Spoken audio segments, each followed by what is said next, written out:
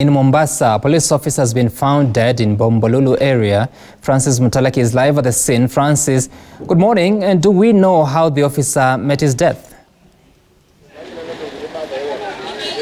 Well, so far the reports are still scanty on how the officer met his death, but the OCPD from Kisauni, Mr. Julius Kiragu, was here and he spoke to us, and he says that he's a senior officer who is attached to the Bongoni police base in Kisauni, and he was this morning found dead under unclear circumstances in one of the joints here. And to be specific, at that joint where you see those are some of the residents of Mombasa seated there, that is one of the joints that they were found. He was found dead here at Bombolulu Sports in Mombasa County. And the officer, we understand that he's a chief inspector, and he was found here seated on one of the seats there in that joint. And he is said to be on a drinking spree on Monday. That is what the OCPD of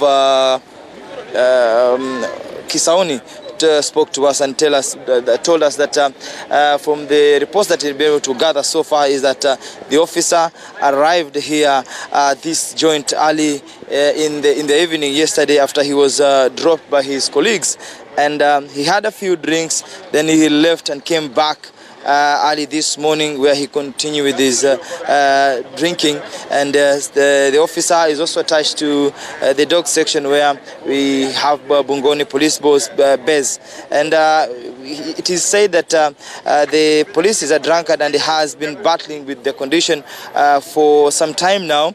And one of the senior police officers who knows him says that he has been operating a lone life, and since his arrival here in Mombasa, no one has ever known where he stays, his house, and a family member. And so the detectives who are here did some investigations and continue with more investigation, but we understand that a post-mortem examination is said to be carried out.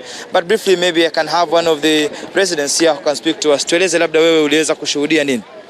Okay. What I did, I left my place early in the morning. Then I happened to meet with my colleague, and he told me that the OCS is like in a bad situation whereby he is lying somewhere, and it has not been confirmed whether he is sick or he has died. So I told him that we get there, and then once I got there, I saw him lying. He was seated on a chair. And actually there was a crowd of people like trying to see what was happening. So I didn't do anything much more, but I saw the condition that the life was gone. Thank you so much for your time.